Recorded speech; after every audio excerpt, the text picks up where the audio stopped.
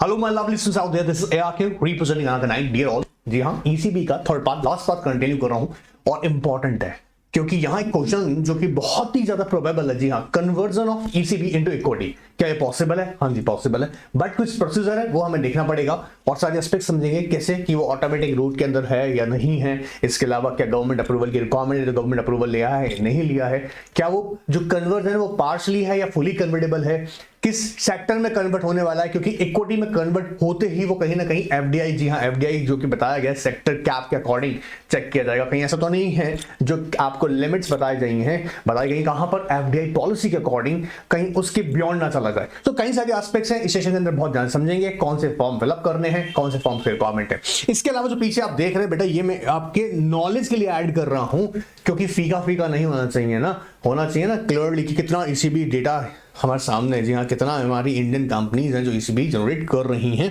जी ECB through fund raise कर रही हैं। कोई अपनी एक्सपेंडिचर रिक्वायरमेंट्स को फुलफिल करने के लिए कर रहा है, कोई वर्किंग कैपिटल रिक्वायरमेंट को फुलफिल करने के लिए कर रहा है, कोई जनरल कॉर्पोरेट पर्पस के लिए कर रहा है। सो आपको यहाँ इसलिए पहले स्टार्ट यहाँ से इसलिए किया है कि आपके एग्जाम्स के अलावा, जी हाँ जो अभी पता है जिनको एग्जाम में जिनके लिए गैप है, जिनके एग्जाम में भी गैप नहीं है वो फटाफट सेशन को समझ लें, और जिनके एग्जाम में गैप है वो आरबीआई का वेबसाइट पर जाएं और ईसीबी की याद रखिएगा बोरिंग्स के बारे में जरूर देखें कि ऑफ कोर्स कितना बोरिंग्स अभी तक किया गया है। और ये जी हाँ लेटेस्ट डेटा है क्योंकि आरबीआई का ऑफ कोर्स ऑथेंटिकेटेड वेबसाइट है तो वहां से डेटा देखेंगे ज्यादा अच्छा रहेगा। एनीवेज इसमें भी मैं अलग से कभी डिस्कस करूंगा, बट अभी मेरा जो पर्पस है वो आपको लेके जाना है किस पे, कन्वर्जन पे।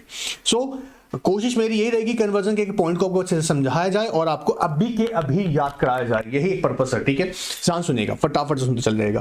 पहला हम कह रहे हैं यहां पर आपसे कि conversion of ECB into equity, is it permitted? Yes, of course, but you're required to comply with certain guidelines. The first one is converting ECB including those which are matured but unpaid. Important क्या है? Matured है, क्योंकि minimum जो maturity आपको बताई गई 3 years की रखते हैं हम लोग ईसीबी के अंदर, वो तो आपको करनी ही करनी है पूरी। तो कह रहे हैं कि मैच्योर्ड हो चुका है लेकिन अनपेड है, and into equity permitted, into equity is permitted subject to the following conditions. अब एग्जाम में क्वेश्चन है यहाँ पे ऑफ कोर्स एक क्वेश्चन डेवलप हो सकता है, बहुत प्रोबेबल क्वेश्चन है, इसलिए इसे प्रॉपर ढंग से समझेगा।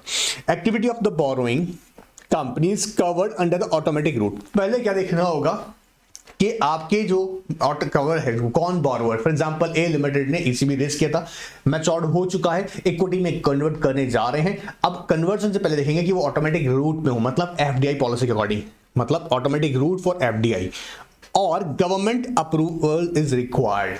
तो चेक किया जाएगा चाहे वो ऑटोमेटिक रूट से आ रहा हो या अप्रूवल रूट से आ रहा हो, वो सेक्टर में एफडीआई परमिटेड हो। क्लियर? सेकंड कहता है wherever applicable foreign equity participation as per the extent FDI policy. Extent मतलब सेक्टर वाइज इतना कि एप्लीकेबल आपको अलाउड किया गया है।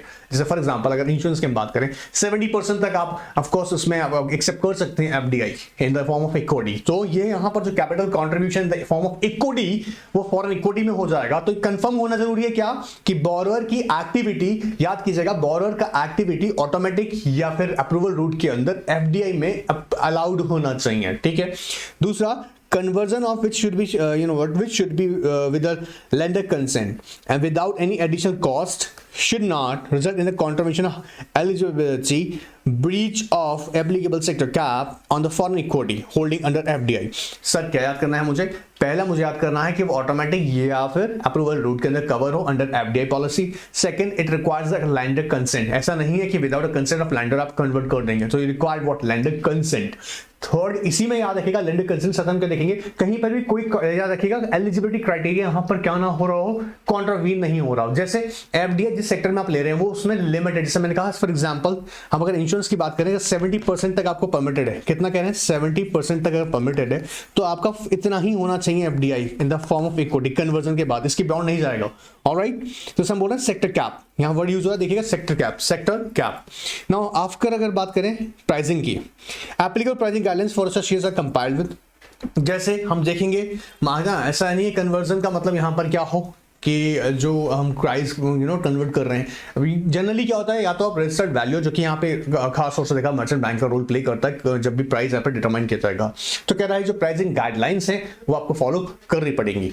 ऑलराइट सर, इसके साथ कई सारी एस्पेक्ट्स यहाँ देखिएगा, अगर लिस्टेड है तो उसके लिए अलग एस्पेक्ट लगेगा, बट अभी हमारे टॉपिक की रिक्वायरमेंट नहीं है इसलिए मैं आपको उसको डिटेल में डिस्कस नहीं कर रहा हूँ. Alright, let's understand in case of partial और full conversion of ECB into equity the reporting to the RBI is necessary. Of course आपको दोनों ही केसेस बताना पड़ेगा, अगर आप पार्शियल कन्वर्ट कर रहे हैं या फिर फुली कन्वर्ट कर रहे हैं. ऑलराइट, सो कंसीडर ये करना होगा कि इन पार्शियल है या फुल कन्वर्जन ऑफ ईसीबी है. अच्छा, दोनों ही केसेस में अगर आप पार्शियल कर रहे हैं तब भी और फुल कन्वर्जन कर रहे हैं, इन दोनों केसेस के अंदर याद रखिएगा आपको आरबीआई को इंटीमेट करना है.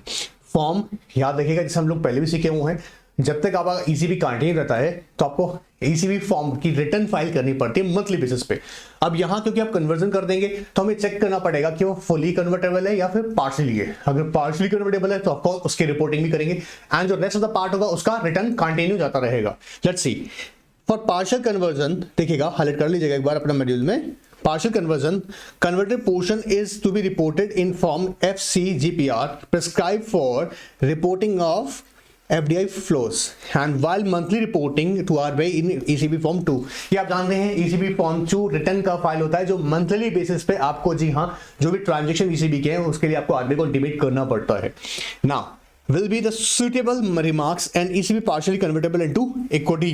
Alright sir, suitable remarks मतलब क्या लिखना पड़ेगा आपको, क्या कि कौन सा ये जो ECB है वो कैसा है, पार्शली कन्वर्टेबल है, मतलब कितना पोर्शन उसका कन्वर्ट किया गया है. और क्यों एक बार ऐसा भी क्यों करते हैं, कई बार क्या होता है ना, एफडीआई के अकॉर्डिंग हम देखते हैं कि सेक्टर में, जिस पर्टिकुलर सेक्टर में एफडीआई कितनी लिमिटेड परमिटेड है, तो हो सकता है कि अगर फुली कन्वर्ट करते हैं और वो सेक्टर में परमिटेड नहीं है तो आप पार्शियली भी कन्वर्ट कर सकते हैं. ठीक है, नाउ फर्दर फुल कन्वर्जन अगर है तो फॉर्म याद रखिएगा हमको FCGPR, और इसमें भी FCGPR देना है क्योंकि कन्वर्जन का फॉर्म है ये, प्लस आपके याद रखिए ECB फॉर्म 2 के अंदर रिटर्न जाना है. देखिएगा full conversion the entire portion is to be reported to form EFCGPR while reporting the RBI ECB form 2 return should be done with remarks ECB fully converted to equity. ये आपको return में आपको mention करना है, monthly return में जो detail आप देंगे स्टेटस. ठीक है, subsequent filing of ECB form 2 is not required. Subsequent of course क्योंकि RCB आपके क्योंकि फुली कन्वर्ट हो गया उसके बाद फिर कोई आपको रिपोर्टिंग करना नहीं है. ठीक है, क्योंकि आप जानते हैं ECB फॉर्म 2 को मंथली बेसिस पे आपको एज अ रिटर्न ट्रांजेक्शन से related, transaction related to ECB आपको RBI को बताने होते हैं. अब यहाँ पे देखिएगा इंटरेस्टिंग क्वेश्चन है, जैसे यहाँ पे कह रहा है, क्या है सर, ऑलराइट, यहां पर देखिएगा when ECB is partially converted into equity should the remaining the ECB amount compile with the ECB guidelines. of course remaining तो करना पड़ेगा ना, गाइडलाइंस फॉलो करना पड़ेगा, अभी भी EC खत्म थोड़ा ना हुआ है, कंटिन्यू है. now next, now for conversion of ECB into equity phase reporting through FCGPR and a form ECB2 return will of course will also be in phases. मतलब जैसे जितना ज़्यादा कन्वर्ट होगा आपको उसके फेज के अकॉर्डिंग रिपोर्टिंग करनी है. सो अभी तक हमने बेसिक क्या सीखा है, यहाँ पे फटाफट से देखते हैं पॉइंट्स.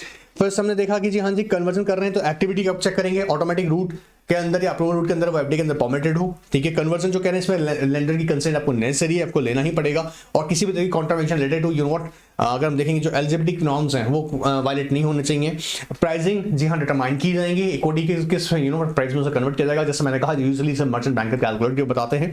एंड इसके अलावा हमने कहा कन्वर्जन के अंदर पार्शियल या फुली, ऑफ कोर्स दोनों ही कन्वर्जन अवेलेबल है, उसके लिए फॉर्म FCGPR और ECB फॉर्म 2 आपको अप्लाई करना पड़ेगा. Alright, now further if the borrower is concerned has avail of other credit facilities. अगर borrower ने क्या करा है, कोई other credit facility इंडिया में, याद रखिएगा, from Indian banking system including foreign branches subsidiary of Indian bank applicable prudential guidelines issued by Department of Banking Regulation of RBI.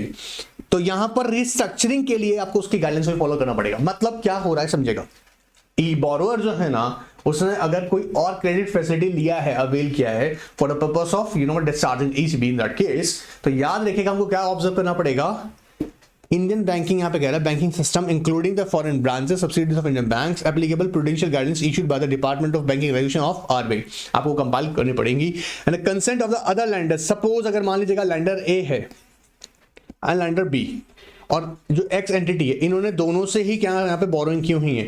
अगर आप कन्वर्जन करने जा रहे हैं then in this case you also require to take the permission, you not consent of other lenders. देखिएगा consent of other lenders if any to the same borrower is available और at least inform the regarding the conversion is exchange with other lender of the borrower. बात पकड़ में आ रहा है, जैसे मैंने कहा हमारे एग्जांपल में एक लैंडर ए है, एक बी है और एक जो है यहाँ पर बोरोअर है।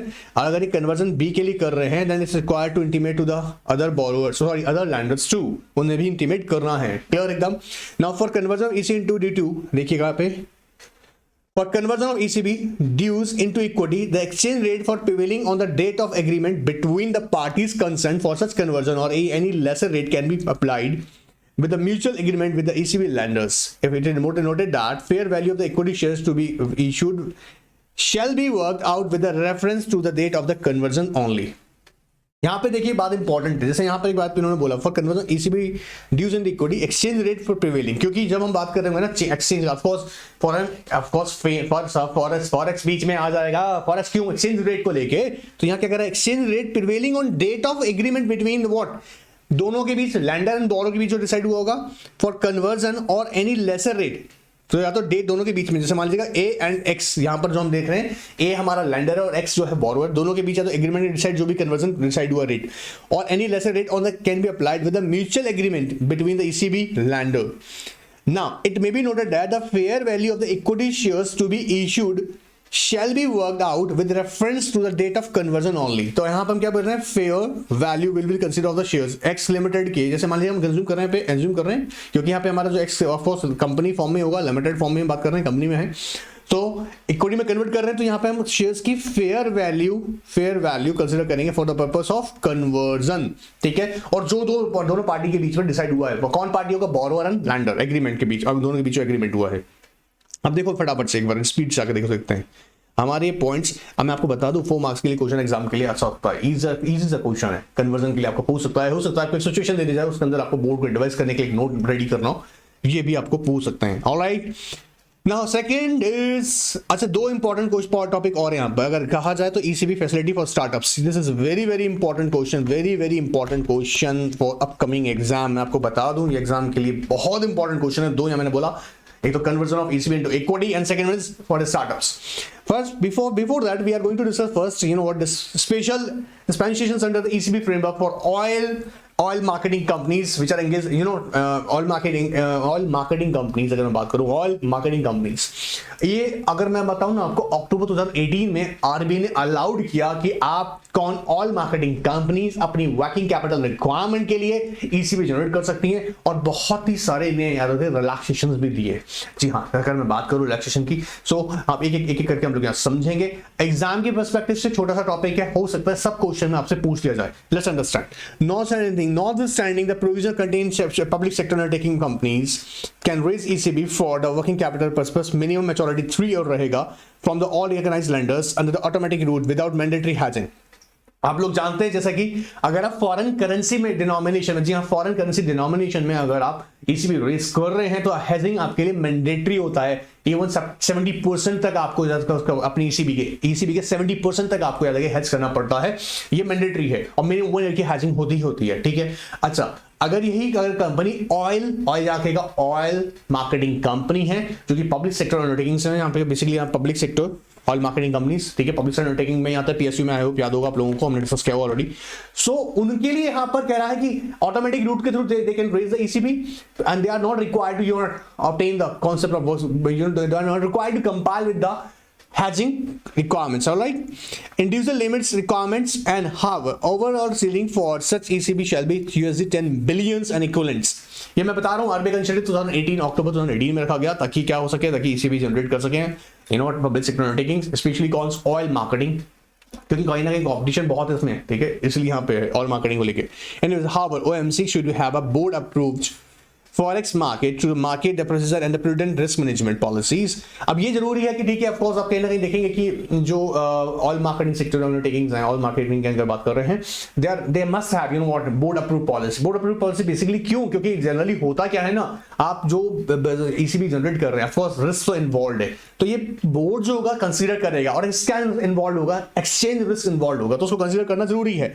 Forex market to market the procedure and prudent risk management policy, so ये पॉलिसी होगी, बोर्ड अप्रूव करता है। आई होप क्लियर होगा आप लोगों को। All other provision in the ECB framework as applicable, ठीक है।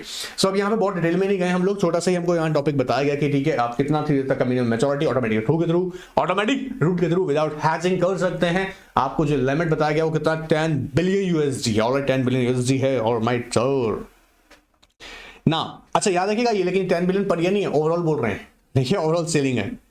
Anyways, now this question is very very important. Again, I'm telling you, note it down. All right. कुछ important aspects हैं startup के लिए, क्या क्या बेनिफिट है। जैसे एलिजिबिलिटी की बात करें, ऑफ कोर्स जो स्टार्टअप इंडिया में जब हम बोलते हैं, जैसे मतलब जो स्टार्टअप हमारी याद रखिए department of industrial policy and promotion board, department of industrial policy and promotion board ने जिनको स्टार्टअप बताया है एज पर द डेफिनेशंस, वो स्टार्टअप एलिजिबल है। पहली बात तो ये कहता है। दूसरी कहता है मैच्योरिटी, ऑफ कोर्स वही 3 ईयर का यहाँ पे भी आपको रखेगा। ईसीबी रेस करेंगे आप स्टार्टअप्स, ऑफ कोर्स आपको 3 ईयर का मैच्योरिटी रखना पड़ेगा।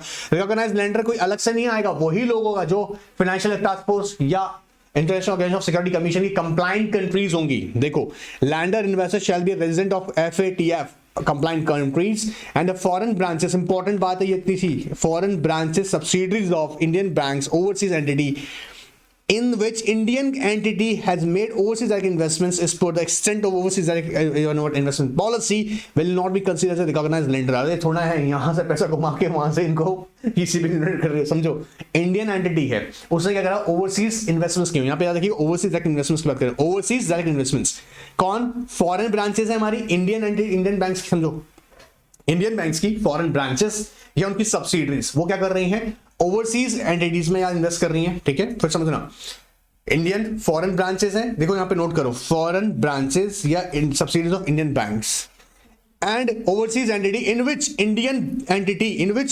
entity had made overseas like investments, तो वो लोग यहां पर याद रखिएगा रिकॉग्नाइज्ड लेंडर नहीं है। कौन, जैसे एज्यूम करते हैं देखो SBI बैंक इसकी या तो फॉरेन ब्रांचेस हम लोग कंसिडर कर रहे हैं, या हम बोल रहे हैं यहां पर क्या, सब्सिडरीज। ठीक है, सब्सिडरीज क्लियर है, 2 बातें तो ये हुआ। तीसरा कह रहे हैं ओवरसीज डायरेक्ट इन्वेस्टमेंट्स क्या किया हुआ है यहाँ पे, देखो यहाँ पे एक वर्ड जो यूज कर रहा है इन्होंने, किस लिए बोला है, ओवरसीज एंटिटी के अंदर इन्वेस्टमेंट्स किया हुआ है, ओवरसीज एंटिटी। वापस समझना, एसबीआई ने ओवरसीज डायरेक्ट इन्वेस्टमेंट किया हुआ है किसमें, ओवरसीज एंटिटीज के अंदर। मैं शॉर्ट में लिख रहा हूं ताकि हम लोग जल्दी से चीजों को ग्रैब कर सकें। ऑलराइट, तो सब्सिडीज में अब क्या हो रहा है, ये पूरा कॉन्सेप्ट के अंदर ऐसा नहीं हो सकता है क्या कि यही क्या बन जाए, लैंडर तो है ये, but for the purpose of ECB अब मान लीजिएगा कोई एंटिटी एक्स लिमिटेड, ठीक है, एक्स लिमिटेड नहीं हो सकती, स्टार्टअप है इसलिए मान लेते हैं एक्स प्राइवेट लिमिटेड। ठीक है, प्राइवेट लिमिटेड हम अज्यूम कर रहे हैं, प्राइवेट लिमिटेड, समझेगा, एक्स प्राइवेट लिमिटेड। अब यहां पर जो एक्स प्राइवेट लिमिटेड है, याद रखिए एक्स प्राइवेट लिमिटेड है, ये यहां पर ईसीबी रेस कर रही है, अगर चाहती है किससे, और वो पूरा सर्किल कैसे बन रहा है, ईसीबी से रेस कर रही है, वो जो बेसिकली कौन है पीछे, वो यहां से एसबीआई की तो फॉरेन ब्रांचेस हो गई या सब्सिडीज हो गई या फिर ओवरसीज डायरेक्ट इन्वेस्टमेंट्स जहां किया हुआ है ओवरसीज एंटिटीज के अंदर, उससे ईसीबी जनरेट कर रहा है, ये परमिटेड नहीं है। बात पकड़ में आ रहा है, मतलब घर से ही पैसा जा रहा है, और इंटरेस्ट रेट पे बाहर जाके हायर इंटरेस्ट रेट पे हम लेके आ रहे हैं, वो परमिटेड नहीं है, वो रिकॉग्नाइज्ड लेंडर नहीं है, लेंडर है but are not recognized for the purpose of ECB. Clear हो रहा है ये बात एकदम। अच्छा, दूसरी इंपॉर्टेंट बात आपके माइंड में हो सकता है क्वेश्चन आएगा, क्योंकि आपने डिस्कस नहीं किया होगा, LLPs are not eligible to make the investment, मतलब एफडीआई एक्सेप्ट नहीं कर सकती हैं एलएलपीज, आपको याद होगा डिस्कस भी किया हुआ है क्वेश्चन। तो सर क्या वो एलएलपी तो स्टार्टअप बन सकती हैं, ऑफ कोर्स अगर वो स्टार्टअप के फॉर्म में है तो ऑफ कोर्स वो कर सकती हैं। ठीक है, नाउ नेक्स्ट देखो, याद रखना एग्जाम में, याद रखना स्टार्टअप अगर है तो वो फॉर्म्स की बात करें, of course in the form of loans, convertible, non convertible, optional convertible, partial convertible, 3 category है प्रेफरेंस की। कह रहा लोन्स के फॉर्म में, दूसरा है non convertible, optional convertible, partial convertible, 3 ही बनेगा और कोई है नहीं। देखो नॉन कन्वर्टेबल बोलो कौन कौन सा है, non convertible and optional convertible and partial convertible. Alright, preferences इसमें हो सकता है, जी हाँ अलाउड है। ये फॉर्म्स हो गए हमारे। करेंसी की बात करें, denominated in any freely convertible currency और इंडियन रुपी और अ कॉम्बिनेशन दे ऑफ, क्या है डिनोमिनेशन दोनों में हो सकता है, जी हाँ, इंडियन रुपी में भी हो सकती है, फॉरेन करेंसी में हो सकती है, और दोनों की कॉम्बिनेशन से भी आप रेज कर सकते हैं, प्रोवाइडेड वो एफडीआई का लिमिट में ही हो। Alright, now in the case of borrowing in Indian rupees, non resident lender should mobilize the Indian rupees through the swap, मतलब एक्सचेंज करेगा, ठीक है, outright the sale undertaken through the AD category bank. Of course क्योंकि utilization कैसे होगा उसको आप अपने एडी कैटेगरी बैंक के अकाउंट में आएगा, then Indian rupees and later on उसको हम क्या करेंगे, यूटिलाइज करेंगे for that purpose. Now further अगर बात करें अमाउंट की, तो कितना बोला यूएसडी, मैक्सिमम लिमिट कितनी बताइए, startup will be limited to, maximum limit कितनी, USD 3 million and equivalent per financial year, either in rupees or any convertible foreign currency or combination of both। अगर आप चाहे रुपी में करें, चाहे आप फॉरेन करेंसी में करें, या दोनों ही कॉम्बिनेशन से करें, वो पर फाइनेंशियल ईयर आपको 3 मिलियन यूएसडी डॉलर आपको परमिट किया गया है। Alright, now all in cost of course mutually agree होगा between the lender and you know what borrower. And use की बात करें, export expenditure in connection with the business activities of the borrower, of course startup की जो भी expenditures होंगे उसको discharge करने के लिए रिलीज किया जाएगा। अच्छा, अब यहाँ पे देखते जाओ, इतना स्पीड से जा रहे हैं सर आप। तो हमने एलिजिबिलिटी का बात की, बहुत सिंपल सा बात डिस्कस करें। एलिजिबिलिटी के अंदर देखा कितना स्टार्टअप जो कि गवर्नमेंट ने हमारे यहाँ अलाउड की हुई है। ऑलराइट, सेकंड है 3 ईयर का मैच्योरिटी रहेगा मिनिमम। ऑलराइट सर, FATF की रेजिडेंट कंट्रीज होनी चाहिए, बट अगर इंडियन बैंक्स की सब्सिडीज है, ब्रांचेस है, फॉरेन ब्रांचेस है, या कहीं भी इंडियन एंटिटीज है, इंडियन बैंक्स में इन्वेस्टमेंट्स क्या है ओवरसीज में, डायरेक्ट इन्वेस्टमेंट ओवरसीज एंटिटीज, वहां से आप याद करिए वो लोग रिकरेंस लैंडर ट्रीट नहीं होंगे। फॉर्म्स की बात करें, लोन्स के फॉर्म में हो सकता है, बोल लीजिएगा, शर्माइएगा मत, बोल के याद करिएगा। किस में हो सकता है? लोन्स के फॉर्म हो सकता है, नॉन कन्वर्टेबल, पार्शियल कन्वर्टेबल और ऑप्शनली कन्वर्टेबल प्रेफरेंशियल्स हो सकते हैं। करेंसी की बात करें, दोनों ही करेंसी में हो सकता है डिनोमिनेशन, जिसमें इंडियन में भी हो सकता है, फॉरेन में भी हो सकता है, कॉम्बिनेशन दोनों हो सकता है।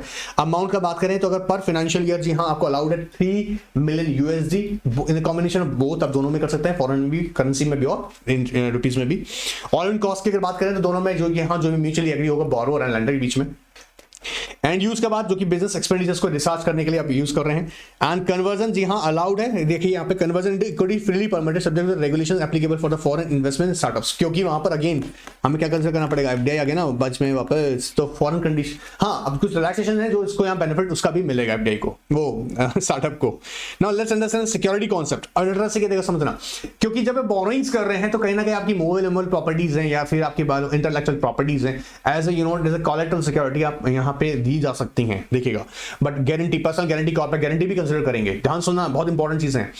Security to be provided to the lender is left to the borrowing entity, ठीक है, to the lender is left to the borrowing entity, borrowing entity decide करेगा। And in the nature of movable, immovable, tangible assets like patent, intellectual property rights, financial securities etcetera हो सकता है। And shall comply with the foreign direct investment, foreign portfolio investment. अब ऐसा नहीं है कि आपने मान लीजिएगा सिक्योरिटीज अपनी इक्विटी लैंड कर, मतलब देखिए समझिएगा, आपने सिक्योरिटी में क्या दे दिया, इक्विटीज दे दिया, लेटर ऑन जब वो कन्वर्जन एक्सरसाइज किया गया, इन्वोकेशन कर लिया ना, इन्वोक किसने कर लिया, लैंडर ने, कि भाई तूने हमारा रिप्रेजेंट नहीं किया, then we will invoke our rights. Invoke का मतलब कन्वर्जन कर रहा है। अब इक्विटी कन्वर्जन हो रहा है तो ऐसा तो नहीं है कि वो एफडीआई में कन्वर्ट होकर वो बियॉन्ड द लिमिट जा रहा हो, तो ये कह रहा है, ये आप ध्यान रखें क्या, कि with the foreign direct investment shall compile with the foreign direct investment, foreign portfolio investment or any other norms applicable for foreign lenders and entities holding such securities. For the issuance of corporate or personal guarantee is allowed. समझना वापस क्या कह रहा है, issuance of corporate or personal guarantees allowed. Guarantees issued by non-resident is allowed only if the party qualify as a lender for ECB startup. फिर समझना interesting है, कह रहा है guarantee issued by the non-resident is allowed only if such parties qualify as a lender under ECB for the startups. मतलब अगर कोई भी लैंडर जो कि रिकॉग्नाइज लैंडर है, अगर वो गारंटी दे रहा है वो भी परमिटेड है। लेकिन एक जगह बहुत इंटरेस्टिंग बात बोली गई, क्या कि बोला कोई भी इश्यूएंस ऑफ गारंटी और standby letter of credit और लेटर ऑफ अंडरटेकिंग और letter of comfort by the Indian banks of financial NBFC is not permitted. ये हम पहले भी पढ़ रहे थे नॉर्मल में कोर्स में भी, मतलब अगर स्टार्टअप नहीं है तब भी all Indian financial institutions NBFCs और इंडियन बैंक्स को स्ट्रिक्टली मना गया कि they can not be act as a guarantor, ये गारंटर का रोल प्ले नहीं करेंगे। हमने पहले भी डिस्कस किया हुआ ऑलरेडी। नाउ हमें यहाँ का ध्यान रखना होगा, सिक्योरिटी के अंदर मूवेबल इमूवेबल प्रॉपर्टीज जो हैं, जहाँ इंटेलेक्चुअल प्रॉपर्टीज जो हैं वो ऐसे यहाँ पे दी सकती हैं, फाइनेंशियल सिक्योरिटी दे सकते हैं, provided we are required to compare with the foreign portfolio investments limits को देखते हुए, फॉरेन डायरेक्ट इन्वेस्टमेंट्स की कन्वेंशन को अप्लाई करते हुए ही ये एक्सेप्ट करना होगा, मतलब सिक्योरिटी देखनी होगी। इसके अलावा अगर बात करें हेजिंग की, जी हाँ हेजिंग को अगर देखें यहाँ पर आप देखिए, क्योंकि डिनोमिनेशन आपका इंडियन रुपए में भी है और फॉरेन करेंसी में भी, तो हेजिंग आप उसके अकॉर्डिंग कर सकते हैं। Now overseas lender in Indian denominated ECB will be eligible to hedge in its Indian exposures, क्योंकि अब लैंडर कर रहा है, याद रखेगा, तो क्योंकि यहाँ रुपी का इशू है आ गया, बोरोर का चिंता से ज्यादा चिंता किसको हो गया अभी लैंडर को, क्योंकि यहाँ पे एक्सचेंज रेट में रुपी अगर वीक पड़ गया तो उसके लिए डिफिकल्टी हो सकता है। आई होप मेरे बच्चों को पहले क्लियर होगा कि मैं जब डिनोमिनेशन बोल रहा हूँ तो आप समझ रहे हैं ना, जो लोन का अमाउंट यहाँ बीच में डिसाइड हुआ उसका बेस क्या है, रुपी है, ठीक है, रुपी है। जब हम फॉरेन में बोल रहे हैं, अगर मान लीजिए एग्जांपल डॉलर्स है तो यहाँ पे बेस क्या है, रुपी, डॉलर्स है। जब यहाँ पे एक्सचेंज कर रहे होते हैं ना पेमेंट का, यही खतरा बन जाता है एक्सचेंज रेट का, समझ रहे हैं ना, एक्सचेंज मतलब दोनों के बीच में करेंसीज में डिफरेंसेस। बट अगर डिनोमिनेशन में किसमें क्या हुआ उसका, रुपी के अंदर, then there is no issue. But यहाँ पर लेंडर के लिए चैलेंज है, लेंडर क्या चैलेंज है, अगर रुपी वीक हो रहा है, ठीक है, तो कहीं ना कहीं उसको बेनिफिट है, बट अगर रुपी स्ट्रांग हो रहा है तो उसको कहीं ना कहीं लॉस भी हो सकता है। रुपी स्ट्रांग का मतलब against the currency, foreign currency. Exposure through the permitted derivatives products with indicative bank force in the lender can also access the domestic market through the branches subsidiaries of Indian bank abroad or branches of foreign banks with the Indian presence in the back-to-back business. Derivatives के लिए आप of course hedging कर सकते हैं Indian या rupees denominated के अंदर. Note startup raising ECB in foreign currency while whether having a natural hedge or not. कहीं होता है ना कि बिजनेस एक्टिविटी का नेचर ही ऐसा है जो कैसा है, मतलब कहीं ना कहीं आप देखेंगे ना जिसमें प्राइजेस को लेके फ्लक्चुएशंस होती हैं. जैसे हमने कहा ना कि मान लीजिए कि फॉरेन हमारा बिजनेस कहाँ है, ज्यादातर हम लोग बाहर से कर रहे हैं, एक्सपोर्ट इंपोर्ट का बिजनेस है. ये बिजनेस हमारा ऐसा है जो कि बाहर ज्यादा हमारा बिजनेस है, वहां से अब जब इनकम जनरेट होती है तो फॉरेन करेंसी में जनरेट हो रही है, तो कहीं नेचुरल हेजिंग तो आपको वैसे भी मिल जाता है. मान लीजिएगा फॉर एग्जांपल एक स्टार्टअप है जिसने यूएस में बिजनेस किया हुआ है, उसकी ब्रांचेस वगैरह यूएस में भी हैं, और वहां जो बिजनेस एक्टिविटी जनरेट कर रही है वहां डॉलर्स में इनकम आ रहा है और हमने बोरिंग्स भी वहीं से की हुई है, तो यहाँ कहीं ना कहीं ये नेचुरल हेज बन जाती है, हमको मिल जाता है बेनिफिट. अब कह रहा है कि नेचुरल हेज है नहीं है, are expose to currency risk due to exchange rate movements and hence are advise to ensure that they are an appropriate risk management policy. क्योंकि अगर नेचुरल हेज है स्टार्टअप से केस फिर भी कह रहा है कहीं ना कहीं आपको एक एप्रोप्रिएट रिस्क मैनेजमेंट पॉलिसी बनानी होगी, बनाए आप, ताकि आप जो आपके एक्सपोजर है एक्सचेंज रिस्क एक्सचेंज एक्सपोजर है. क्यों एक्सपोजर कौन से, जो फॉरेंसिक फॉरेन करेंसी के एक्सपोजर है, मतलब फॉरेन करेंसी एक्सचेंज को लेकर रिस्क जो है, भले ही मैंने कहा जैसे आपका एंटिटी तक बाहर का भी बिजनेस कर रहा है, आपकी इनकम करेंसी फॉरेन करेंसी में जनरेट हो रही है, बट नेचुरलाइज हो रहा है, बट फिर भी रिस्क है, तो इसलिए कहता है आपको रिस्क मैनेजमेंट पॉलिसी मेंटेन करनी होगी. कन्वर्जन रेट की बात करें, borrowing in rupees and foreign currency, Indian of course Indian rupees conversion will be at the market rate as on date of the agreement. जिस दिन भी एग्रीमेंट हो रहा है उसकी ऑफ कोर्स उसका अकॉर्डिंग चेक करेंगे. एंड अदर प्रोविजन कहता है if like parking of EC proceeds, reporting arrangements, power delegated to AD category bank, borrowing by entities, investigation, conversion of ECB into equity, including the ECB framework. However, the provision of leverage, ECB या debt equity ratio, जी हाँ, equity ratio will not be applicable, जो यहाँ पर conversion time पे apply नहीं होगा. Anyways, मैं यहाँ पे कहना चाहूंगा, मेनली मेरी बात को समझने की कोशिश कीजिएगा. स्टार्टअप के लिए एक क्वेश्चन यहां से आपके एग्जाम के लिए प्रोबेबल है, वेरी वेरी इंपॉर्टेंट, मैं मार्क कर रहा हूं बार बार, इसको आ सकता है, इसको छोड़ के नहीं जाना है, अच्छे से समझना, छोड़ने वाली चीज है भी नहीं, छोड़ा जाए इसको, छोटा सा ही टॉपिक है. अब दूसरी इंपॉर्टेंट बात सुनिएगा, टेस्ट सीरीज लगातार चल रहा है, जो नहीं किया हुआ है, जो नहीं कर रहे हैं बीच में, बेटा बाद में बहुत डिफिकल्टी आएगा, और डिफिकल्टी क्या आएगा, एक टाइम और लग जाएगा, ये डिफिकल्टी आएगा. तो अगर दूसरा टाइम नहीं चाहते हो कि सेम एग्जाम वापस अटेम्प्ट करने जाएं, तो टेस्ट सीरीज रेगुलरली अटेम्प्ट करो. ऑलराइट, एंजॉय कीजिएगा, नेक्स्ट सेशन जल्दी मिलते हैं. Goodbye, take care.